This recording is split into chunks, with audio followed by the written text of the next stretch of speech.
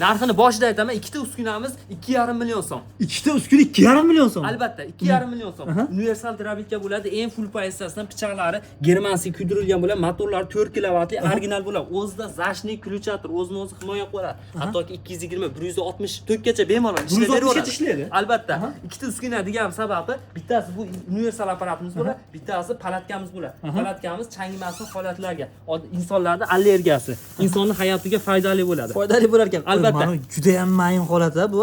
Hozir ham aralashtirib ketdi-yu. Bu universal apparatimiz 4 xil nasatkasi bo'ladi.